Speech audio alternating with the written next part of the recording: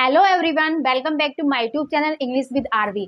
मैं उम्मीद करती हूँ आप सब बहुत अच्छे होंगे, अच्छे से आप लोगों की पढ़ाई चल रही होगी। अगर आप लोगों ने अभी तक भी अपना टाइम टेबल अच्छे तरीके से नहीं बनाया और अच्छे से अपनी पढ़ाई नहीं कर रहे तो आप लग जाइए अपनी पढ़ाई, क्योंकि आप लोगों को पता है अगर आपको कोई भी कॉम्पिटिटिव एग्जाम की तैयारी कर रहे हैं, अगर आपने अपना सुटेबल टाइम टेबल नहीं बनाया और अपने टाइम को सही से यूटिलाइज नहीं कर रहे हो तो कहीं ना कहीं आपको प्रॉब्लम होने वाली। तो अपने टाइम को सही से यूटिलाइज कीजिए जिससे कि आप कोई भी एग्जाम क्रैक कर सके। ठीक है, तो कोई भी एग्जाम को अच्छे से क्रैक करने के लिए आपको एक सुटेबल टाइम टेबल बनाना जरूरी होता है। आपको उस एग्जाम में आने वाले सारे सब्जेक्ट को अच्छे से तैयार करना होता है। ठीक है, अगर कोई भी सब्जेक्ट आपका अच्छा है और आप उसमें प्रैक्टिस नहीं कर रहे हैं, ठीक है, अगर आपको कोई भी सब्जेक्ट अच्छा है और आप उसमें प्रैक्टिस नहीं करें तो ये आप बहुत बड़ी गलती कर रहे हैं। ठीक है, अगर आपका कोई सब्जेक्ट अच्छा है तो उस सब्जेक्ट को आप थोड़ा कम टाइम दे सकते हैं, लेकिन प्रत्येक दिन आपको अपने हर सब्जेक्ट को एक अच्छे से टाइम देना है। ठीक है, आपका जो सब्जेक्ट वीक है तो उसको ज्यादा टाइम दीजिएगा जिससे कि आप उसको भी अच्छे से कवर करके चलें। ठीक है, और हर चैप्टर को, जैसे कोई भी चैप्टर आप पढ़ते हैं तो उसके बाद में उसकी प्रैक्टिस जरूर कीजिएगा। अगर आप उसकी प्रैक्टिस नहीं करते हो, चैप्टर पढ़ लेते हैं तो आपको ये नहीं पता चलता कि आपके इसमें एरर क्या है और आपको ये समझ में आया या नहीं आया, आप इसकी क्वेश्चन अच्छे से अटेम्प्ट कर पा रहे हैं या नहीं कर पा रहे हैं। जैसे हमने नाउन का टॉपिक पढ़ा और नाउन के टॉपिक पढ़ने के बाद में अगर हम उसके 100-200 क्वेश्चन कर लेते हैं तो उसमें हमारे कोई भी डाउट नहीं रहेंगे। ठीक है, तो हमें कोई भी टॉपिक पढ़ने के बाद में, ये सिर्फ इंग्लिश के लिए नहीं, हमारे सारे सब्जेक्ट के हिसाब से है। ठीक है, हम कोई भी सब्जेक्ट अगर पढ़ते हैं, कोई भी चैप्टर अगर पढ़ते हैं तो उसके बाद में उसकी प्रैक्टिस करनी बहुत जरूरी होती है। ठीक है, तो आपको कोई भी चैप्टर अगर पढ़ते हैं तो उसकी प्रैक्टिस जरूर करनी है अगर आपको कोई भी एग्जाम अच्छे से क्लियर करना है। ठीक है, वरना यही रहेगा कि आपको कोई पर्सन कमजोर रहेगा तो उसमें आप अच्छे मार्क्स नहीं ला पाओगे। तो इसलिए आपको जरूरी है कि आप कोई भी चैप्टर पढ़ने के बाद में एक सुटेबल तरीके से उसकी प्रैक्टिस कीजिएगा और अपना अच्छे से एक टाइम टेबल बना के चलिएगा। चलो आज हम बात करते हैं प्रोनाउन के बारे में। प्रोनाउन हमें हमारी कुछ क्लासेस कंप्लीट हो चुकी है, तो आज हम बात करेंगे रेसिप्रोकल प्रोनाउन की। ठीक है, अब देखो रेसिप्रोकल प्रोनाउन का मतलब क्या होता है? पारस्परिक सर्वनाम, यानी कि पारस्परिक का मतलब क्या होता है? एक दूसरे से संबंध। ठीक है, जो रेसिप्रोकल प्रोनाउन होता है एक तरीके से संबंध दिखाता है, यानी कि म्यूचुअल रिलेशनशिप दिखाने का कार्य रेसिप्रोकल प्रोनाउन करता है। ठीक है, अब देखो इसमें जो रेसिप्रोकल प्रोनाउन होता है, एक इसकी अगर डेफिनेशन की बात करें तो एट ए टाइम, यानी कि एक समय पे जो एक्शन होता है उसमें जो पर्सन इन्वॉल्व होते हैं वो दो से ज्यादा होंगे। ठीक है, इसमें जो रेसिप्रोकल प्रोनाउन होता है उसमें दो ही वर्ड यूज होते हैं, ईच अदर और वन अनदर। ठीक है, अब देखो जब कोई एक्शन होता है उसमें दो पर्सन या दो से ज्यादा पर्सन इन्वॉल्व होते हैं और उस एक्शन का जो इफेक्ट होता है उन पर्सन पर पूरा इक्वली रूप से पड़ता है। ठीक है, और वो पर्सन दो भी हो सकते हैं और दो से ज्यादा भी हो सकते हैं, लेकिन दो से कम नहीं होंगे। ठीक है, रेसिप्रोकल प्रोनाउन में पर्सन दो से कम नहीं होंगे, उस एक्शन का इफेक्ट दोनों ही पर्सन पर अच्छे से पड़ेगा, यानी कि बराबर रूप से पड़ेगा। ठीक है, और जो रेसिप्रोकल प्रोनाउन होता है एक तरीके से म्यूचुअल रिलेशनशिप दिखाने का कार्य करता है। ठीक है, अगर हम हिंदी में बात करें तो पारस्परिक सर्वनाम जो होता है किसी दो या दो से अधिक व्यक्तियों के बीच में पारस्परिक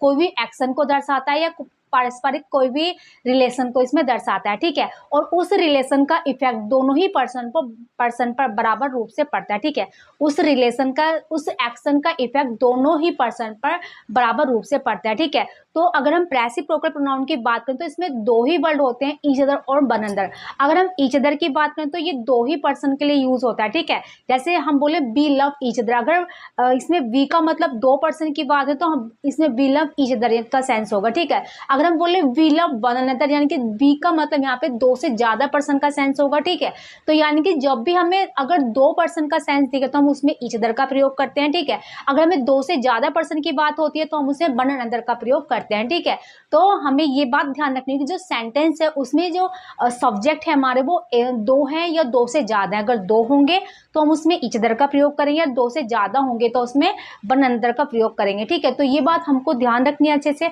और एट ए टाइम, उस टाइम पर जितने पर्सन के बीच में वो एक्शन हो रहा है कि पारस्परिक संबंध दिखाया जा रहा होगा उसको लेकर हम उसमें क्वेश्चन को सोल्व करते हैं। ठीक है, अब देखो यहाँ पर मैंने इसके डेफिनेशन लिखे हैं, तो reciprocal pronoun are used when two और more people perform an action, कि जब दो या दो से अधिक व्यक्ति जो है किसी एक्शन को परफॉर्म करते हैं, and both all receive the benefit और इफेक्ट, और दोनों जो होते हैं या और सभी जो होते हैं जो रिसीव करते हैं, कि जो उस एक्शन का जो लाभ होता है उसको रिसीव करते हैं और इफेक्ट उसका एक्शन का जो इफेक्ट भी होता है दोनों पर ही पड़ता है, ठीक है। ऑफ दैट एक्शन, उस एक्शन का, ठीक है। दे शो ए मैच्योर रिलेशन, यानी कि रेसिप्रोकल प्रोनाउन में क्या होगा, वो एक मैच्योर रिलेशनशिप दिखाने का कार्य करते हैं, ठीक है। अब देखो ईच अदर का जो प्रयोग होगा यूज्ड फॉर टू, यानी कि ईच अदर का जो प्रयोग होगा वो केवल दो व्यक्ति के लिए होगा।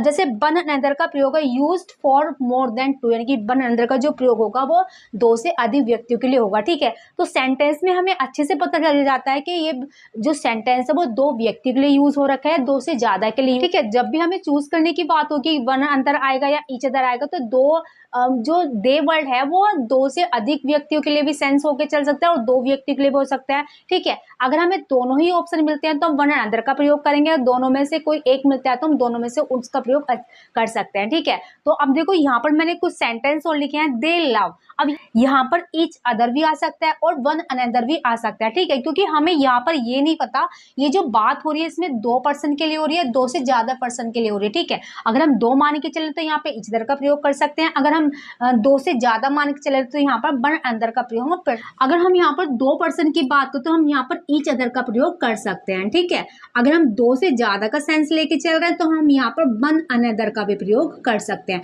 दोनों ही अपना आप में सही होंगे, ठीक है। क्योंकि दे का मतलब हमें नहीं पता चल रहा है कि दो व्यक्ति हैं, दो से ज्यादा व्यक्ति हैं, ठीक है।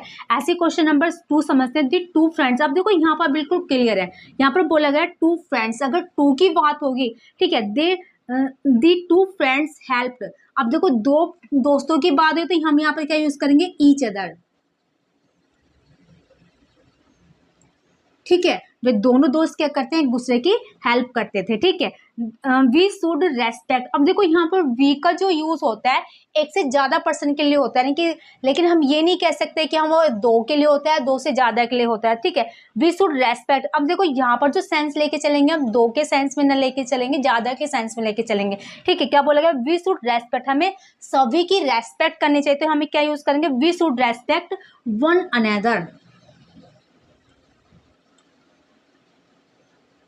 ठीक है। हम जब भी बी शुड रेस्पेक्ट का सेंस है तो वन अनदर का सेंस लेके चलेंगे, क्योंकि हम दो पर्सन की रेस्पेक्ट के सेंस नहीं हो चल रहा है, यहाँ पर दो से ज्यादा के, यानी कि हमें सभी की रेस्पेक्ट करनी चाहिए वो सेंस चल रहा है, ठीक है। तो यहाँ पर वन अनदर सुटेबल आंसर होगा, ठीक है। ऐसी बात करें दी ब्रदर एंड सिस्टर ऑलवेज। अब देखो यहाँ पर एक भाई और बहन के, दो पर्सन हो गए, दो पर्सन हो गए तो हम यहाँ पर क्या यूज करेंगे, ईच अदर का प्रयोग करेंगे, ना कि वन अनदर का, ठीक है। The brother and sister always support each other.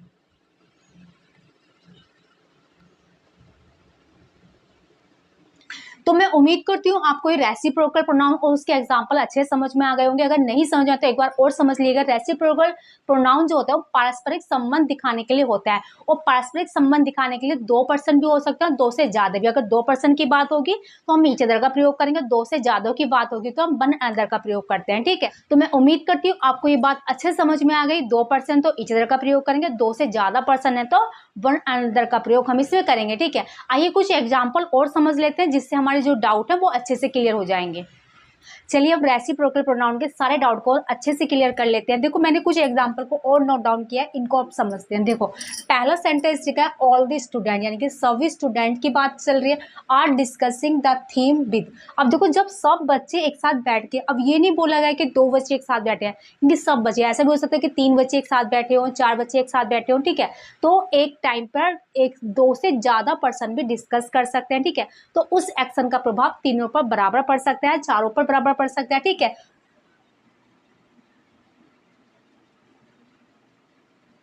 ठीक है, अब देखो ये समझते हैं दूसरे क्वेश्चन को, माय पेरेंट्स। अगर हम पेरेंट्स की बात करें तो पेरेंट्स में कौन होते हैं, मम्मी और पापा, यानी कि दो ही पर्सन की बात हो रही है, ठीक है। माय पेरेंट्स केयर फॉर, ठीक है, यानी कि एक दूसरे के केयर करने का सेंस है कि दो ही पर्सन की यहाँ पर बात हो रही है, ठीक है। दो ही पर्सन की बात हो तो हम यहाँ यूज क्या करेंगे, ईच अदर। अब देखो सेंटेंस में ये अच्छे से क्लियर हो रहा है कि जो सेंटेंस के जो सब्जेक्ट हैं वो दो हैं या दो से ज्यादा हैं, ठीक है। अब पेरेंट्स का मतलब दो ही तो होते हैं, माता और पिता, तो इसका आंसर क्या हो जाएगा, ईच अदर। ऐसे समझते थर्ड क्वेश्चन को, दी टू स्टूडेंट, ठीक है। यहाँ पर क्लियर हो रखा है दो student, blamed for that mistake, यानी कि दो बच्चों ने क्या किया, एक दूसरे पर गलती के लिए ब्लेम किया, ठीक है। तो एक दूसरे पर, तो हम यहाँ पर क्या यूज करेंगे, ईच अदर। ठीक है, ऐसे समझते हैं क्वेश्चन नंबर 4 को, दी 6 मैन साउटेड एट। अब देखो 6 लोग हैं, यानी कि 2 से ज्यादा की बात हो रही है। ठीक है, जब भी 2 से ज्यादा का सेंस होगा तो हम क्या यूज करेंगे, वन अनदर। ठीक है, मैं उम्मीद करती हूँ आपको अच्छे से समझ में आना है। 6 है यानी कि 2 से ज्यादा का सेंस लग रहा है तो हम वन अनदर का प्रयोग कर रहे हैं, और 2 है तो हम ईच अदर का प्रयोग कर रहे हैं। ऐसे समझो क्वेश्चन नंबर 5 को, दी कपल। अब देखो कपल का मतलब क्या होता है, 2 ही पर्सन होते हैं, हस्बैंड और वाइफ। ठीक है, दी कपल स्पोक टू। ठीक है, अब यहाँ पर 2 पर्सन की बात है, the couple spoke to each other. ठीक है, ऐसे समझते हैं क्वेश्चन नंबर 6 तो, ऑल ऑफ देम। अब देखो ऑल ऑफ देम यानी कि उन सभी, यानी कि 2 से ज्यादा पर्सन की बात है। All of them hate one another, यानी कि सारे पर्सन क्या करते हैं, एक दूसरे से घृणा करते हैं। ठीक है, तो हम यहाँ क्या यूज करेंगे, वन अनदर। ऐसे क्वेश्चन नंबर 7 को समझते हैं, ही एंड आई। अब देखो यहाँ पर 2 पर्सन है, ही एंड आई, वह और मैं, लुक्ड एट ईच अदर। ठीक है, एक दूसरे के साइड देखा। ठीक है, तो लुक्ड एट यानी कि एक दूसरे की साइड देखना। ठीक है, और पर्सन कितने हैं, ही एंड आई, यानी कि 2 पर्सन की बात हो रही तो हम क्या यूज करेंगे, ईच अदर।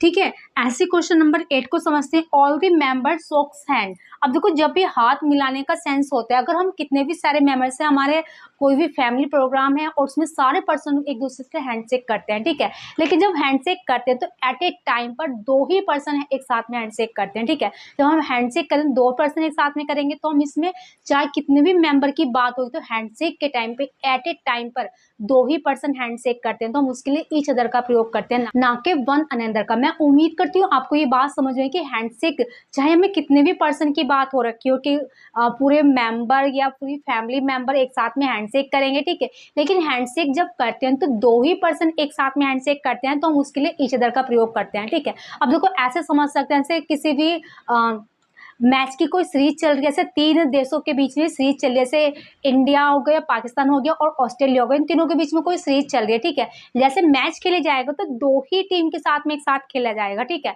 तो हम 2 ही टीम, चाहे सीरीज वो 3 देशों की है, लेकिन जब मैच खेला जाएगा 2 ही देशों के बीच में खेला जाएगा तो हम वहां पर भी ईच अदर का प्रयोग करेंगे। ठीक है, तो हमें ये सोच के चलना है जो एट ए टाइम पर जो एक्शन दिखा जा रहा है वो 2 पर्सन की बात करें, 2 से ज्यादा की बात होगी। ठीक है, अगर 2 पर्सन की बात होगी, 2 टीम की बात होगी तो हम ईच अदर का प्रयोग करेंगे, और 2 से ज्यादा का सेंस दिखेगा तो हम वन अनदर का प्रयोग करेंगे। ठीक है, एट ए टाइम पर हमें ध्यान रखना है कि जो एक्शन होते समय, ये पारस्परिक संबंध दिखाते समय, उस समय एक्शन में इन्वॉल्व कितने पर्सन है वो हमें ध्यान रखना पड़ेगा। ठीक है, तो मैं उम्मीद करती हूँ आज आपका रेसिप्रोकल प्रोनाउन का डाउट पूरा अच्छे से क्लियर हो गया होगा। अगर आपका ये डाउट अभी तक क्लियर नहीं हुआ तो इस वीडियो को एक बार दोबारा देखिएगा, जिससे कि आपका जो भी डाउट है वो अच्छे से क्लियर हो जाएगा। तो अब हम बात करते हैं डिस्ट्रीब्यूटिव प्रोनाउन की। अगर हम डिस्ट्रीब्यूटिव प्रोनाउन की बात करें तो इसका अर्थ क्या होता है, विभाजक सर्वनाम। यानी कि जैसे कोई क्लास है, क्लास में प्रत्येक स्टूडेंट होता है कि हर स्टूडेंट अलग होता है। अगर हम क्लास में से प्रत्येक स्टूडेंट की बात करते हैं, एक समूह में से हर पर्सन को अलग अलग जब दर्शाने का सेंस होता है तो हम डिस्ट्रीब्यूटिव प्रोनाउन का यूज करते हैं। ठीक है, जैसे कि हर एक पर्सन को प्रत्येक रूप से यानी कि इंडिविजुअल रूप से अलग अलग दर्शाया जाता है, तो हम उसको डिस्ट्रीब्यूटिव प्रोनाउन के अंदर लाते हैं। ठीक है, अब देखो कौन से वर्ड होते हैं जो डिस्ट्रीब्यूटिव प्रोनाउन होते हैं, जैसे ईच हुआ, एवरी हुआ, आइदर हुआ और नाइदर हुआ। ठीक है, ये हमारा डिस्ट्रीब्यूटिव प्रोनाउन होते हैं। ठीक है, और हमेशा ध्यान रखना जो डिस्ट्रीब्यूटिव प्रोनाउन होता है किसी समूह में से किसी एक व्यक्ति यानी कि प्रत्येक को अलग अलग, प्रत्येक का मतलब एक हुआ। ठीक है, जब वो एक की बात होगी समूह में से प्रत्येक को अलग अलग दर्शाया जाएगा। ठीक है, तो एक एक की अलग अलग बात होगी। ठीक है, जब एक सब्जेक्ट क्या हो जाएगा, सिंगुलर हो जाएगा, तो उसके हिसाब से वो हेल्पिंग वर्ब भी हमेशा सिंगुलर लेके चलता है।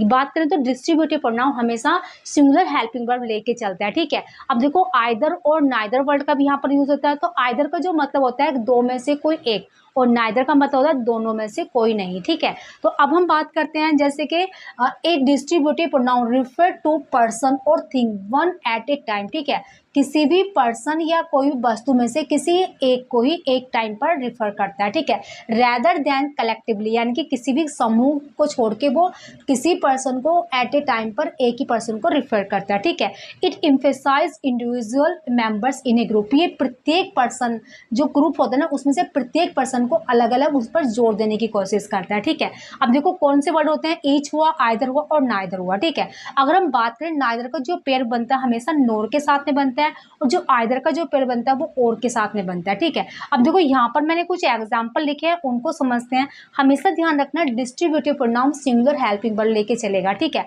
अब देखो ईच हुआ तो यहाँ पर हैव और has done their his and her job, ठीक है। अब देखो यहाँ पर ईच होता है अपना हमें सिंगुलर पर्सन की बात करेगा, ठीक है।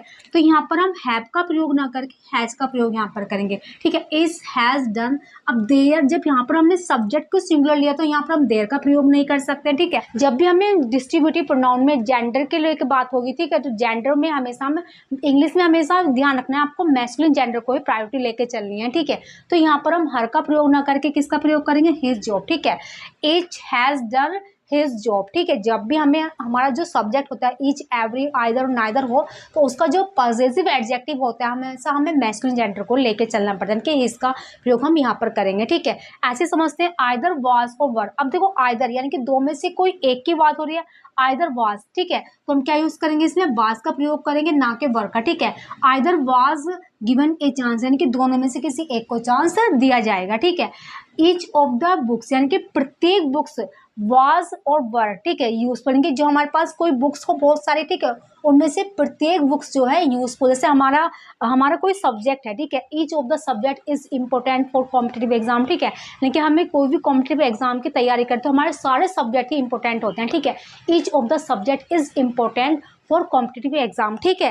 तो ऐसे ही यहाँ पर समझ के चलेंगे ईच ऑफ द बुक्स यानी कि प्रत्येक बुक्स इंपॉर्टेंट है, ठीक है, या यूजफुल है, तो हम क्या यूज करेंगे, वाज का प्रयोग करेंगे ना के वर का, ठीक है। Each of the students are और इज इंटेलिजेंट कि प्रत्येक स्टूडेंट के प्रत्येक जो जैसे ग्रुप है उनमें से प्रत्येक व्यक्ति यानी कि इंडिविजुअल रूप से उनकी बात हो रही, तो हम यहाँ पर इसका प्रयोग करेंगे ना कि आर का प्रयोग करेंगे, ठीक है। तो हमने यहाँ पर सीखा डिस्ट्रीब्यूटिव प्रोनाउन। डिस्ट्रीब्यूटिव प्रोनाउन की परिभाषा क्या होगी, किसी भी ग्रुप में से प्रत्येक पर्सन को अलग अलग इंडिविजुअल हम जब इम्फेसाइज करते हैं, जोर देकर उनके बारे में बात करते हैं, तो हमारा डिस्ट्रीब्यूटिव प्रोनाउन होता है, ठीक है। तो इसके कुछ एग्जाम्पल और समझ लेते हैं, जो हमारे डाउट रह गए होंगे वो भी अच्छे से क्लियर हो जाएंगे। चलो इन एग्जाम्पल को और अच्छे से समझ लेते हैं।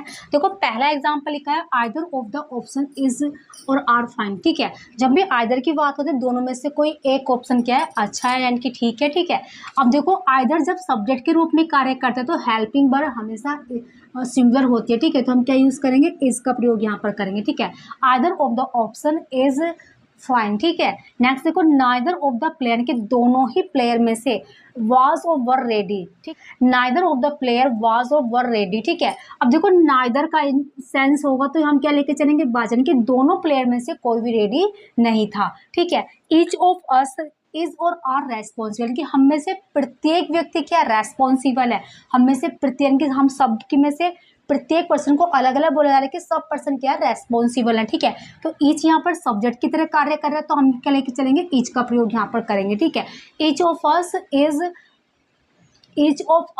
इज रेस्पॉन्सिबल, ठीक है। नेक्स्ट देखो either of the roads leads to the station कि इन दोनों रोड्स में से कोई भी एक क्या होगी, स्टेशन पर जाएगी, ठीक है। इन दोनों में से कोई एक, ठीक है। तो किसी एक की बात हो रही है तो ठीक है, यहाँ पर क्या लेके चले हम, सिंगुलर हेल्पिंग वर्ब लेके चले हैं, ठीक है। Either of the roads leads to the station, ठीक है। इन दोनों रोड में से कोई एक रोड जो होगी स्टेशन पर जाएगी, ठीक है। नाइदर ऑफ द आंसर के जैसे क्लास में हमें दो बच्चों ने आंसर दिया हो, ठीक है, और दोनों की आंसर गलत हो तो neither of the answer is correct कि दोनों में से कोई भी आंसर सही नहीं है, ठीक है। Neither of the answer is correct, ठीक है, सेंटेंस सही है अपना आप में।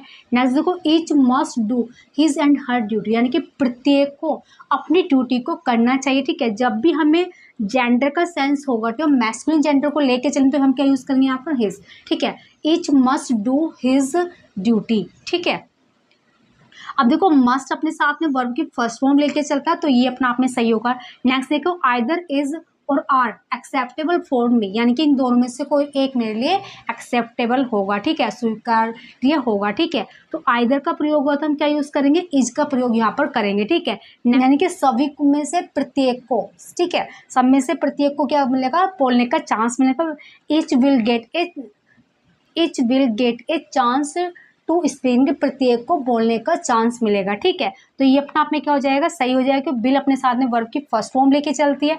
तो मैं उम्मीद करती हूँ आपको डिस्ट्रीब्यूटिव प्रोनाउन और रेसिप्रोकल प्रोनाउन जो है अच्छे से क्लियर हो गया होगा। अगर नहीं क्लियर हुआ तो एक बार इस वीडियो को दोबारा देखिएगा। तो आज हमने पढ़ा डिस्ट्रीब्यूटिव प्रोनाउन और रेसिप्रोकल प्रोनाउन के बारे में। ठीक है, अगर आपके डाउट हैं तो आप मुझे कमेंट करके बता सकते हैं कि आपके ये डाउट हैं। इसके अलावा हम इसकी प्रैक्टिस सेट भी शुरू करने वाले हैं अपने ऐप पर, कलाम जीएस एकेडमी पर। ठीक है, तो वो हमारा एक ऐप है कलाम जीएस एकेडमी, उस पर भी आप जा सकते हैं, उसको प्ले स्टोर से डाउनलोड कर लीजिएगा या उसका लिंक मैं डिस्क्रिप्शन में आपको दे दूंगी। ठीक है, तो वहां से आप इस ऐप को डाउनलोड करेंगे तो मैं वहां पर भी आपको एक प्रैक्टिस सेशन शुरू करने वाले से, हमने पहले नाउन का टॉपिक किया तो मैं नाउन के टॉपिक के ऊपर भी प्रैक्टिस सेशन लेके आऊंगी। ठीक, देखो अगर हम कोई भी चैप्टर हम पढ़ते हैं तो उसकी प्रैक्टिस भी बहुत जरूरी होती है। तो इसके लिए आप हमारा ऐप डाउनलोड कर सकते हैं कलाम जीएस एकेडमी। ठीक है, उस पर आप ऐप को डाउनलोड कीजिएगा और वहां पर हम इंग्लिश की प्रैक्टिस ही आप शुरू करने वाले से, आप कोई भी चैप्टर अगर हम पढ़ेंगे तो वहां पर जाकर आप उसकी प्रैक्टिस कर सकते हैं, जिससे आपको अच्छे से क्लियर हो जाएगा। कोई भी अगर डाउट होगा तो वहां से अच्छा से क्लियर होता चलेगा